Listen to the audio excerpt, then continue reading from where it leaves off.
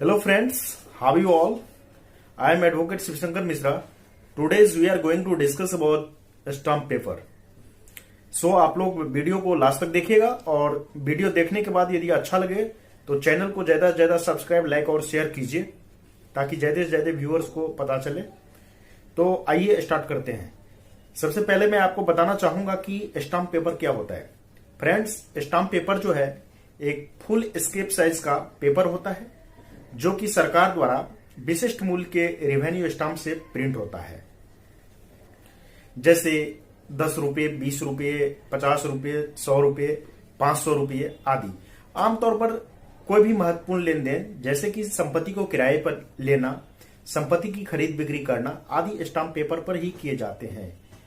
इस प्रकार stamp paper का उपयोग पावर ऑफ अटॉर्नी बनाने के लिए, किसी प्रकार के कॉन्ट्रैक्ट्स, एग्रीमेंट, एफिडेविट्स आदि को बनाने के लिए यूज किया जाता है.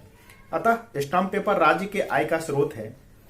स्टाम्प पेपर उस व्यक्ति के नाम से खरीदा जाता है जो कोई भी दस्तावेज जैसे कि कॉन्ट्रैक्ट या एफिडेविट आदि जिसके नाम से बनेगा, अर्थात जो पार्टी होगा उसके नाम से स्टाम्प पेपर खरीदते हैं. स्टाम्प पेपर 10 रुपए से लेकर 25,000 तक के हो सकते हैं. अतः यह कहा जा सकता है कि स्टाम्प पेपर एक प्रकार का सरकार द्वारा टैक्स वसूली और रेवेन्यू जमा करने का तरीका है. इस प्रकार स्टाम्प पेपर के जो टाइप्स हैं वो 2 प्रकार के होते हैं. Judicial stamp paper, non judicial stamp paper, अर्थात न्यायिक स्टाम्प पेपर और गैर न्यायिक स्टाम्प पेपर.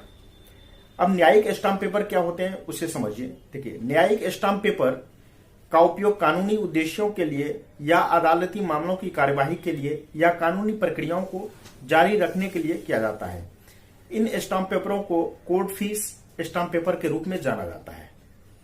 अब दूसरा स्टाम्प पेपर के जो प्रकार हैं वो गैर न्यायिक है. गैर न्यायिक स्टाम्प पेपर वो स्टाम्प पेपर होते हैं जिसका उपयोग हम पावर ऑफ अटॉर्नी बनाने के लिए, एफिडेविट बनाने के लिए, सेल डीड बनाने के लिए, किसी भी प्रकार का कॉन्ट्रैक्ट बनाने के लिए, एग्रीमेंट बनाने के लिए आदि के लिए करते हैं. अब फ्रेंड्स, एक क्वेश्चन मेरे दिमाग में आया इसके बाद कि मान लीजिए हमने स्टाम्प पेपर खरीद लिया, 500 रुपए का माना कि मैंने स्टाम्प पेपर खरीदा. अब स्टाम्प पेपर खरीदने के बाद मुझे वो स्टाम्प पेपर यूज नहीं हुआ, तो क्या वो स्टाम्प पेपर जो है मेरा बेकार चला जाएगा, वेस्ट चला जाएगा? जी नहीं. जो स्टाम्प पेपर मैंने खरीदा है वो स्टाम्प पेपर कभी भी बेकार नहीं जा सकता है, बशर्ते कि उस स्टाम्प पेपर को खरीद की डेट से 6 महीने के भीतर जो है हम उस स्टाम्प पेपर को अपने निकटतम कलेक्टर के पास जमा करके 10% डिस्काउंट के साथ रिफंड ले सकते हैं. यानी आपने 500 रुपया का मान लीजिए स्टाम्प पेपर खरीदे हैं, तो जिस डेट में खरीदे उसके 6 महीना के भीतर आप अपने कलेक्टर के पास जाइए और 10% जो है उसका डिस्काउंट काट के, यानी 50 रुपया काट के 450 रुपया आपको दे दिया जाएगा. तो ये सारे कहानी स्टाम्प पेपर के बारे में होते हैं. अब कितनों व्यक्ति को ये लगता है कि स्टाम्प पेपर मैंने खरीद लिया, अब वो काम नहीं आया, मेरा पैसा डूब गया. नहीं, ऐसा नहीं होता है. आपको 10% डिस्काउंट के साथ स्टाम्प पेपर जो है आप रिटर्न कर सकते हैं और अपना रिफंड प्राप्त कर सकते हैं.